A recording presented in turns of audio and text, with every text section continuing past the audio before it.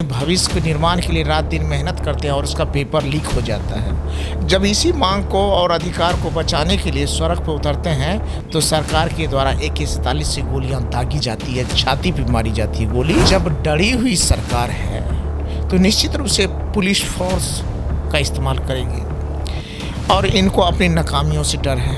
2025 के चुनाव में इन लोगों ने पूरा सरकारी धन ही बांट दिया, पूरा सरकारी खजाना ही खाली कर दिया। इन बच्चों को आप एग्जाम ले रहे हैं, उनकी प्रतिभा का सम्मान कर रहे हैं या उनको टॉर्चर कर रहे हैं, ये तो स्पष्ट कीजिए। बिहार में सम्राट चौधरी की सरकार है और सम्राट चौधरी की सरकार में अभ्यर्थियों की क्या हाल है वो तो आप देख ही रहे हैं। बिहार के शिक्षा मंत्री मिथिलेश तिवारी जवाब देने का नाम नहीं ले रहे, तो दूसरी तरफ पटना का गर्दनी बाग कहीं ना कहीं दिल्ली का जंतर मंतर बनता हुआ नजर आ रहा है। आमरण अनशन पे लगातार अभ्यर्थी बैठे हैं, 18वां दिन हो चुका है, शरीर कमज़ोर हो चुका है।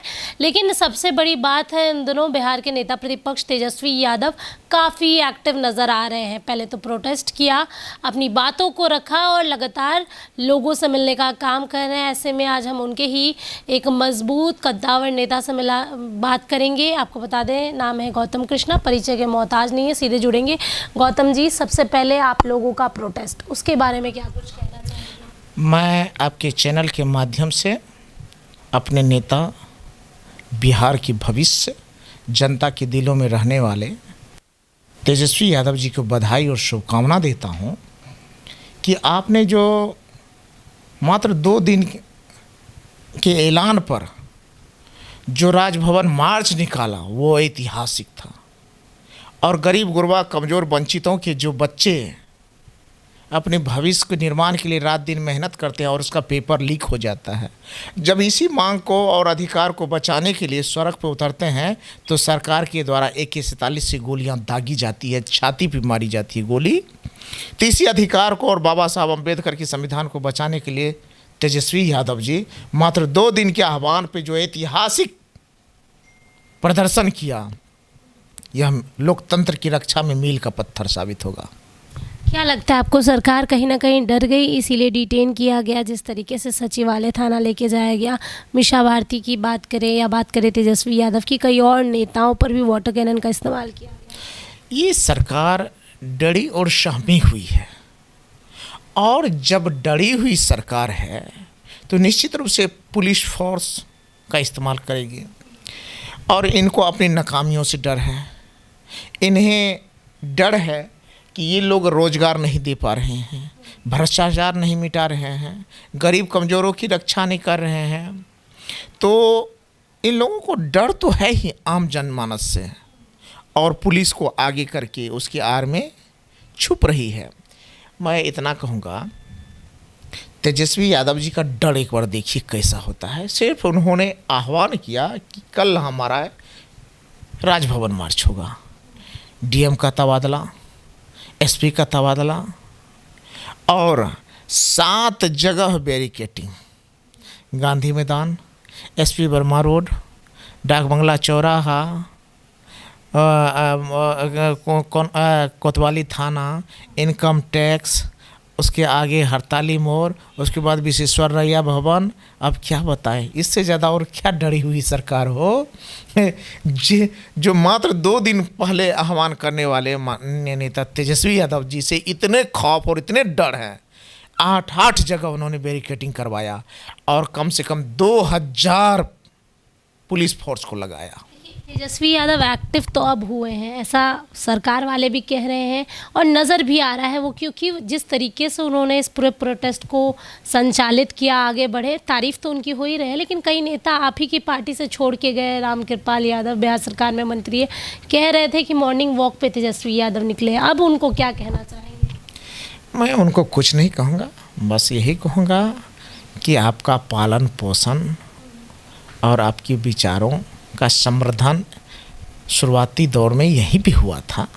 कम से कम इस बात का भी लाज रखिए और इस बात का भी ख्याल रखिए कि आज अगर आपको कहीं जगह मिली हुई है तो वो तेजस्वी यादव और आदरणीय लालू प्रसाद यादव जी अगर शुरुआती दौर में आपको मदद करके पार्टी में नहीं रखे होते पार्टी में आपको जगह नहीं दिए होते तो आज कोई पूछने वाला नहीं होता।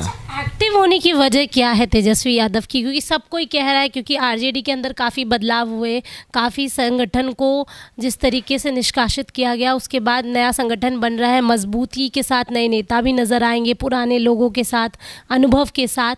अब जो ये नया तेजस्वी यादव का रूप नज़र आ रहा है, ये कितना ज़रूरी था आप लोगों के लिए?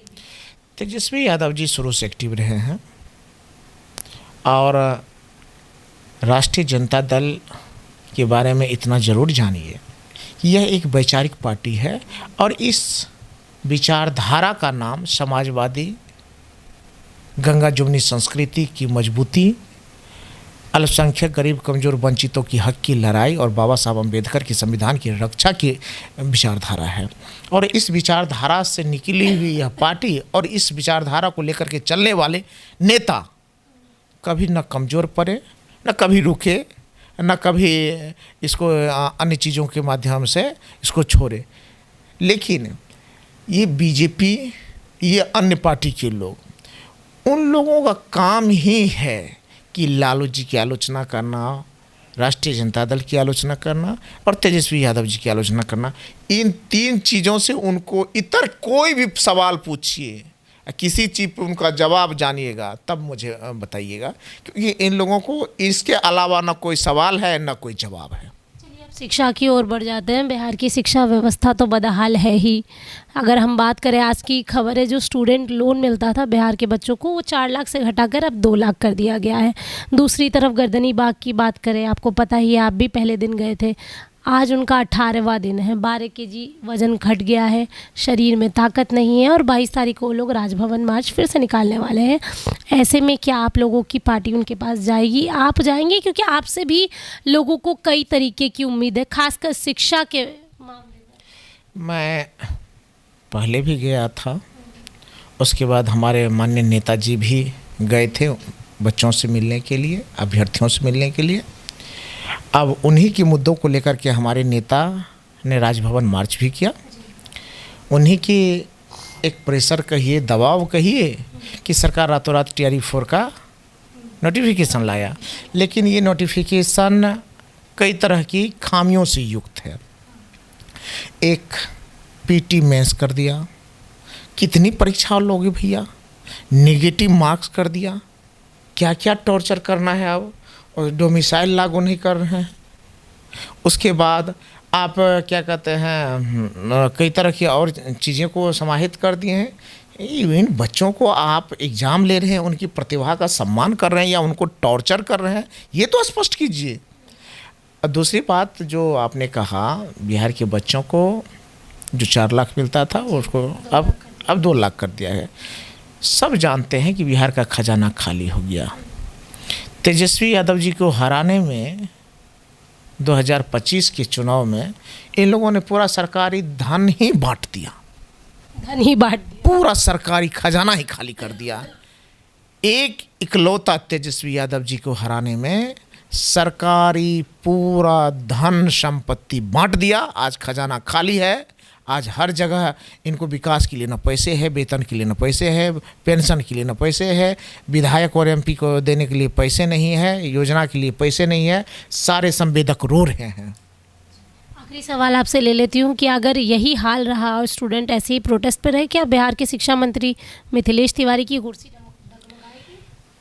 कहता है कि छात्रों को और युवाओं को कोई रोक नहीं सकता है, और छात्र और युवा जिस दिन चाह लेंगे उस दिन देश और दुनिया को भी पूरब से पश्चिम कर देंगे। तो ये मिथिलेश तिवारी जी की फिर क्या कहना।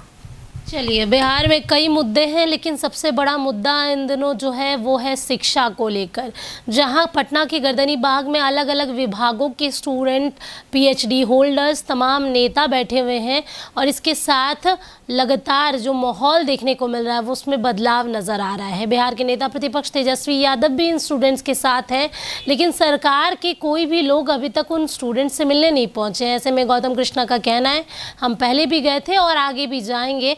अब देखना होगा, जब विपक्ष खड़ा है स्टूडेंट्स के साथ तो क्या सरकार के कानों में जू रेंगती है। सहयोगी प्रशांत के साथ स्नेहा गुप्ता, NBC 24 पटना।